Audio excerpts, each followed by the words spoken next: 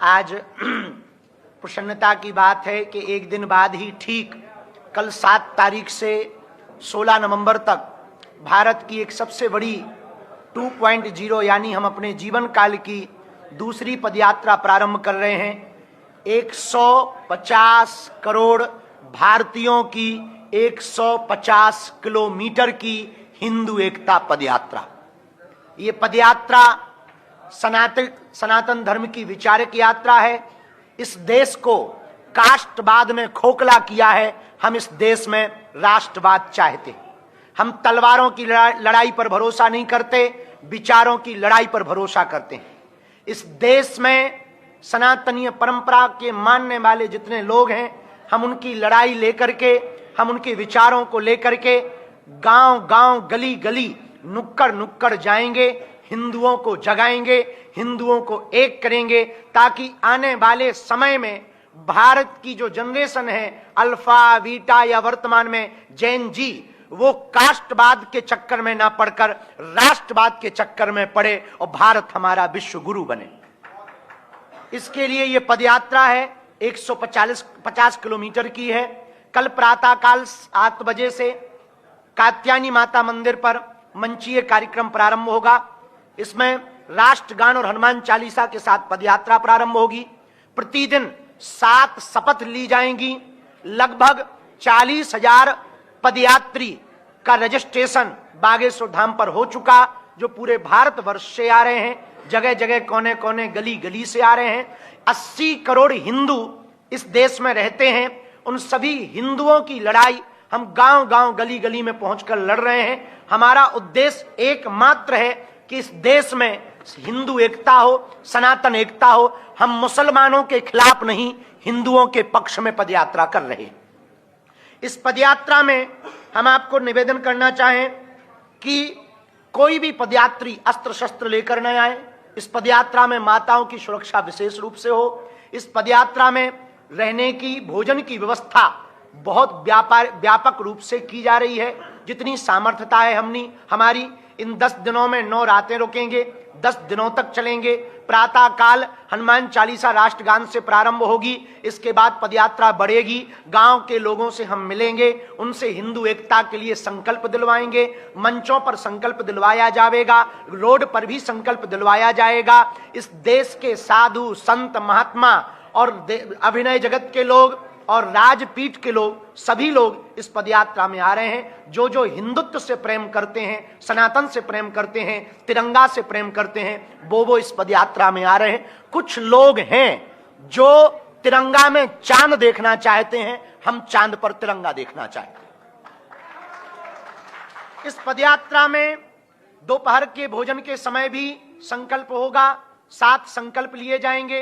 हिंदू एकता का, सामाजिक समरसता का, यमुना शुद्धिकरण हो, गौ माता राष्ट्रमाता हो, पर मूल रूप से हम कास्टवाद से ऊपर उठकर राष्ट्रवाद के प्रति सजग रहें। हमारा उद्देश्य इस पदयात्रा का आपकी आने वाली पीढ़ी को बचाना। यहाँ जितने पत्रकार हैं, मीडिया कर्मी हैं या कैमरा चलाने वाले हैं, हम आपके बच्चों के लिए भी ये पदयात्रा कर रहे हैं, ताकि आपके बच्चे आने वाले समय में इस्लामिक ना हो जाएं, अपनी परंपरा को मानते रहें। इसके लिए ये पदयात्रा कर रहे हैं। इसी के लिए हमने आज हमारे अभिभावक रूप में श्री तिजारा बालाजी और श्री मनोज त्यागी जी, आप सबने ये आज की व्यवस्था की, आप सबको बुलाया। इस पदयात्रा में 10 तारीख जो है, वो पूरी की पूरी 10 तारीख की पदयात्रा सिखों के 9वें गुरु तेग बहादुर जी, उनकी शहादत के लिए ये उनका वर्ष चल रहा है, शहादत का साला चल रहा है। उस दिन की पदयात्रा पूरी उनके लिए समर्पित रहेगी। एक दिन की पदयात्रा किसानों के लिए समर्पित रहेगी। इस देश के 2 ही रियल हीरो हैं, सरहद पर खड़ा जवान और खेत में खड़ा किसान। इन 10 दिनों की पदयात्रा में पूरी पदयात्रा हिंदू एकता के लिए है। हम साधु होने के नाते गांव गांव, गली गली जब जाएंगे, 150 किलोमीटर, 3 प्रदेश, दिल्ली, हरियाणा, उत्तर प्रदेश, लगभग 6 जिले, लगभग अगल बगल से मिलाकर 422 ग्राम पंचायतें, 5 करोड़ की लगभग आबादी के बीच से, जनसंख्या के बीच से ये पदयात्रा निकलेगी। लगभग 40,000 से 1 लाख सनातनी हिंदू इस पदयात्रा में सम्मिलित होंगे। देश के संत, महंत, महापुरुष, अभिनेता, नेता, खेल जगत के लोग इस पदयात्रा में आएंगे और हम गांव गांव, गली गली जाकर हिंदू एकता की भिक्षा मांगेंगे। इस पदयात्रा में दो बातें विशेष रूप से हैं। जो पदयात्रा में आवे अस्त्र शस्त्र ना लावे।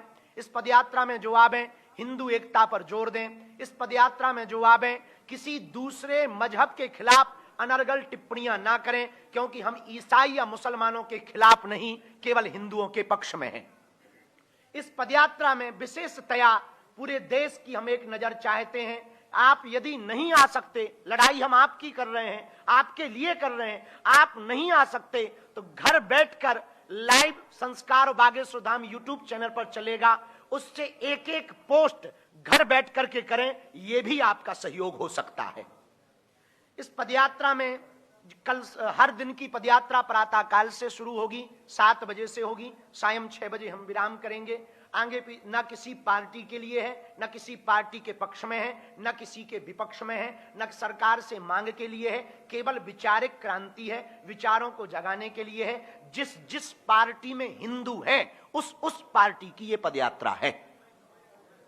अंत में हम अपनी बात पूर्ण करने के पूर्व में इस पदयात्रा के पड़ाव के बारे में हम बोलकर फिर आप लोगों के जो भी प्रश्न हो, खुजली हो, कर सकते हैं। हाँ, विनोद की बात है, हम सारे आप लोग ऐसे गंभीर बैठे जैसे बहुत बड़ी प्रेस कॉन्फ्रेंस हो।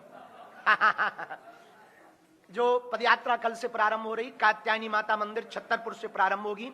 9 बजे मंचीय कार्यक्रम प्रारंभ होगा। देश के सभी संत पूज्या दीदी मां रितंबरा जी भी पहुंचेंगी एवं आप परम पूज्य श्री बद्रीनाथ वाले महाराज जी, बालकदास जी महाराज जी भी पहुंचेंगे। पूज्य श्री गीता मनीषी जी महाराज जी भी पहुंचेंगे।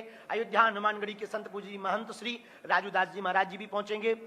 उस क्षेत्र के नेता और अभिनेता, अभिनय जगत एवं गायक कलाकार सभी पहुंचेंगे और सभी बागेश्वर धाम का परिवार और हम राष्ट्रगान हनुमान चालीसा से यात्रा प्रारंभ करेंगे।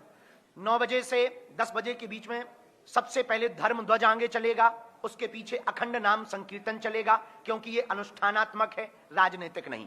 तो धर्म ध्वज आगे चलेगा। किसी भी पदयात्री को धर्म ध्वज से आगे नहीं निकलना है, क्योंकि हम सब धर्म के नीचे हैं। ये देश सनातन संस्कृति धर्म से ही चलती है, उसकी आज्ञा का पालन करना है। गौ माता आगे चलेगी, अखंड कीर्तन आगे चलेगा, फिर संत महंत चलेंगे, फिर ये दास चलेगा। छतरपुर दिल्ली मंदिर से कल प्रारंभ होगी और कल रात्रि काल तक हम हर हाल में जिरखोद मंदिर पहुंचेंगे। ये हमारा पहला पड़ाव होगा। 8 तारीख को दोपहर का भोजन मेडिकल कॉलेज में लेंगे, लेकिन रात्रि विश्राम दशहरा मैदान फरीदाबाद में होगा। 9 तारीख को दोपहर का भोजन बल्लभगढ़ मंडी में होगा, परंतु रात्रि का विश्राम 9 तारीख का सीकरी में होगा। 10 तारीख को दोपहर का भोजन विश्राम पृथला में होगा, रात्रि विश्राम पलवल में होगा।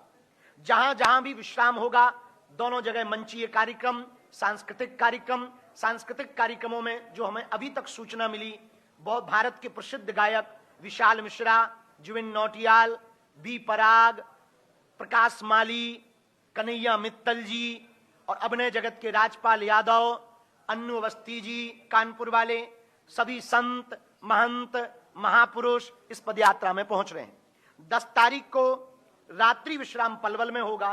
11 तारीख को सुबह 7 बजे पदयात्रा प्रारंभ होगी। दोपहर का भोजन प्रसाद विश्राम पलवल शुगर मिल में होगा, परंतु रात्रि विश्राम 11 तारीख का मित्रोल में होगा। 12 तारीख को बंचारी में दोपहर में रुकेंगे, रात्रि विश्राम होडल मंडी में करेंगे। 13 तारीख को कोटवन बॉर्डर सेल्स टैक्स पर दोपहर का विश्राम होगा, रात्रि विश्राम सांस्कृतिक कार्यक्रम कोसी मंडी में होगा। 14 तारीख को बैकमेड इंडस्ट्री कंपनी के सामने दोपहर में रुकेंगे, परंतु रात्रि में गुप्ता रेजिडेंसी में कोसी के आगे रुकेंगे।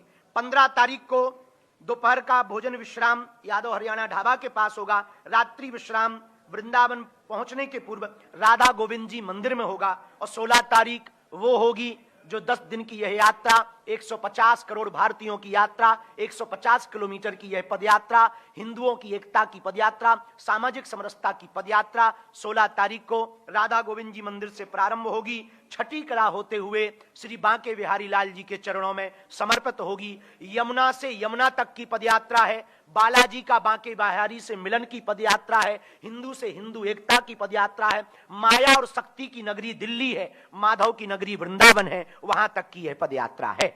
इसके बाद जिसके मन में जो भी छोटी मोटी खुजली हो बोलें। अच्छा जी, देखिए, हम जातियां मिटाने के लिए पदयात्रा नहीं कर रहे हैं, जातीय अहंकार को मिटाने के लिए पदयात्रा कर रहे हैं। हम जातिवाद के खिलाफ हैं, जातियों के खिलाफ नहीं है। हम अंगड़े और पिछड़े की लड़ाई के खिलाफ हैं। हम इस देश में समानता चाहते, हम इस देश में एकता चाहते, हम इस देश में अंगड़े और पिछड़े में दंगा नहीं गंगा बहाना चाहते।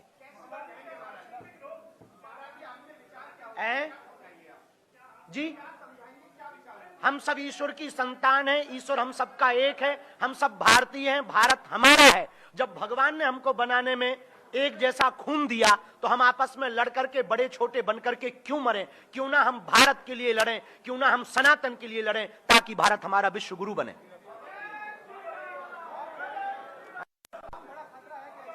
हाँ, हमने जी आओ,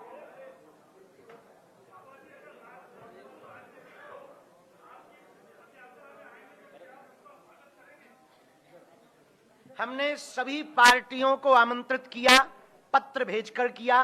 समय हम पे कम था, हम अकेले हैं भैया, हमारे आसपास और तो कोई ऐसा प्रबल कोई ये व्यक्ति नहीं है जो देख लेता हो। हमने पत्र सभी पार्टियों को भेजा, सब पार्टियों के अध्यक्षों को भेजा, जिनके अंदर हिंदुत्व का उबाल हो, हिंदुत्व की विचारधारा हो। यदि हम उनके लिए लड़ाई लड़ रहे हैं तो वो आए तो वेलकम, ना आए तो भीड़ कम। हाँ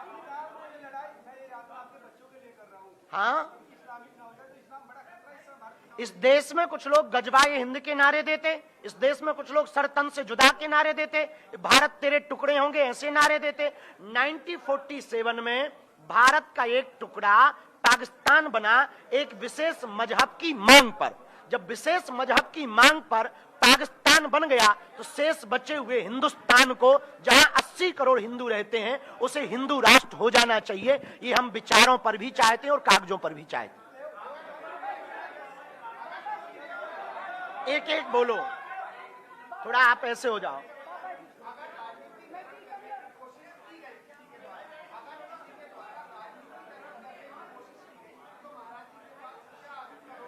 देखिए, कोई हमारी पदयात्रा का राजनीतिकरण करे, ये उसकी निजी मानसिक कुंठित संकुचित विचारधारा का प्रतीक है।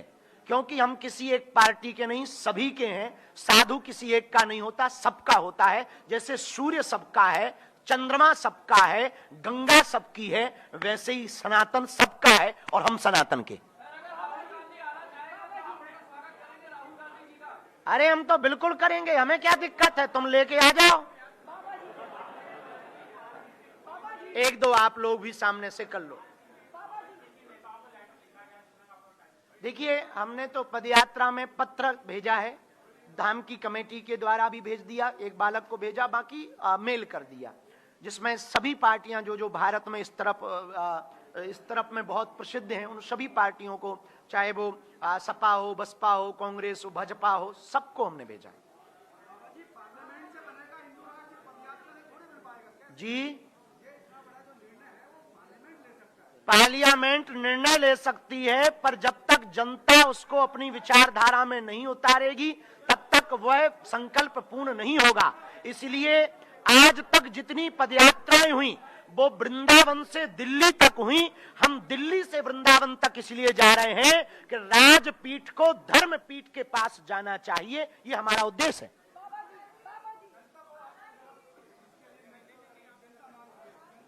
जनता ही अगर मांग करेगी तो ही हिंदू राष्ट्र। जनता के बिना, समाज के बिना कोई भी संकल्प पूर्ण नहीं हो सकता। हम कागजों की लड़ाई नहीं चाहते, हम कागजों पर हिंदू राष्ट्र नहीं चाहते, विचारों में हिंदू राष्ट्र चाहते हैं। विचारों में हिंदू राष्ट्र हो जाएगा तो पार्लियामेंट में अपने आप हो जाएगा।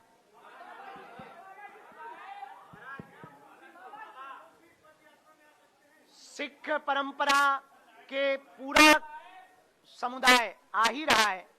इस्लाम धर्म के कुछ लोग हमारे पास आए कि हम पदयात्रा में आना चाहते हैं। हमने कहा तुम तो घर भी कर लो, वेलकम टू यू। और वो भी आ रहे हैं, उससे हमें कोई, देखो ये पदयात्रा,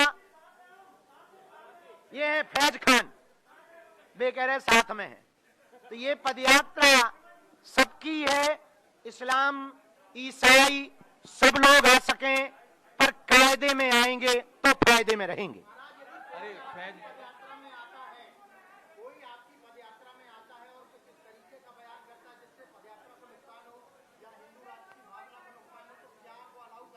हमारी पदयात्रा में सबको बोलने के लिए नहीं है, आप सब बोलें, पर जो संकल्प के लिए हो रही है वही बोलें। हमें दूसरा भय ये है, कुछ लोग हमारे पदयात्री बनकर दूसरे मजहब के पूजा पाठ के केंद्रों को कोई नुकसान न पहुंचाए, ये हमारी विशेष प्रार्थना पदयात्रियों से तो है ही है, पर प्रशासन से जरूर है कि उस पर नजर रखें।